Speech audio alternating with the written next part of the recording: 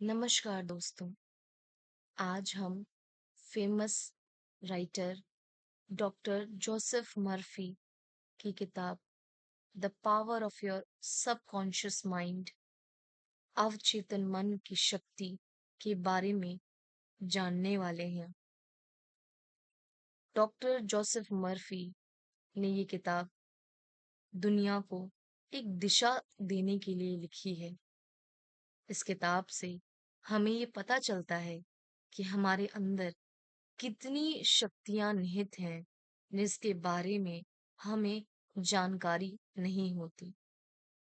अक्सर जब हम परेशान होते हैं, हताश होते हैं, जिंदगी में हमें कुछ अच्छा नहीं दिख रहा होता, तब हम दुनिया की ओर देखते हैं।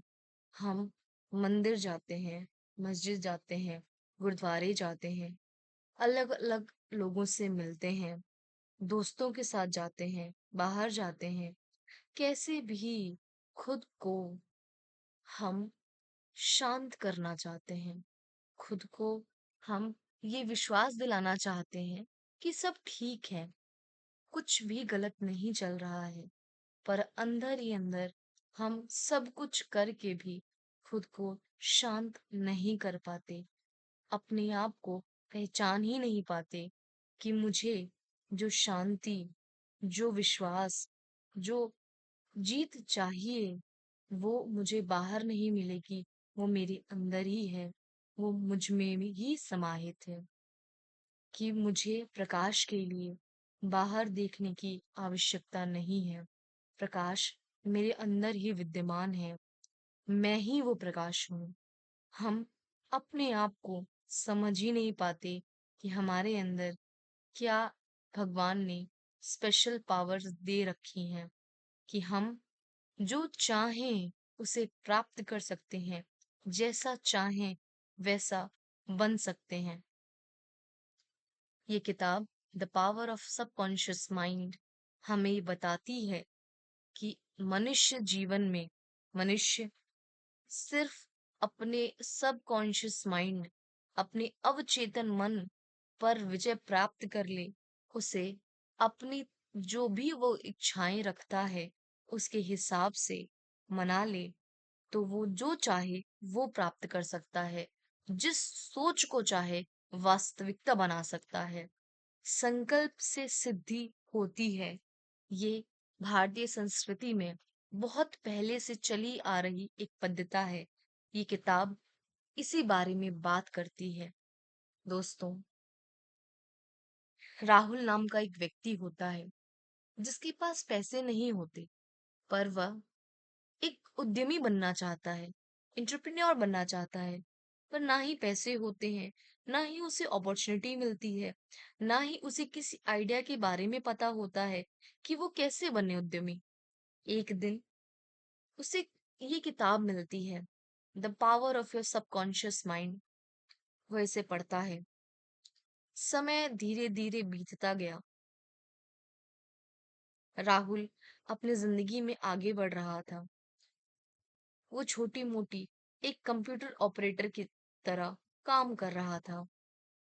धीरे धीरे उसने एक आदत बनाई, इस किताब के माध्यम से सीख के, कि जब भी वो रात को सोता और सुबह उठता तो अपने आप से कहता कि मैं अपने राज्य का सबसे बड़ा उद्यमी हूँ, मैं अपने राज्य का सबसे बड़ा एंटरप्रेन्योर हूँ।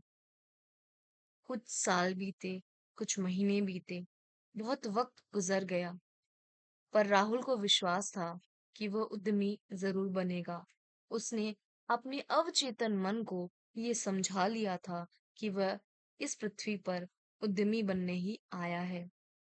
धीरे धीरे समय बीता और उसे ऐसी अपॉर्चुनिटीज मिलने लगी जिससे वो एक एक करके मार्केट को समझने लगा। क्या उसके पास इन्वेस्टर्स आने लगे और धीरे धीरे दोस्तों, अपनी कलीग्स की मदद से वह एक सफल उद्यमी बन गया।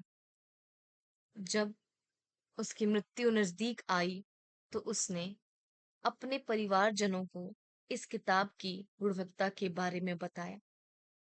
तो समझे दोस्तों, कि कैसे आपके अंदर ये सारी शक्तियाँ विद्यमान हैं। हमें सफल होने के लिए, अपने मन पर विजय प्राप्त करने के लिए बाहर देखने की आवश्यकता नहीं है। ये पावर, ये शक्ति हमारे अंदर है, हमारे सबकॉन्शियस माइंड के रूप में, हमारे अवचेतन मन के रूप में।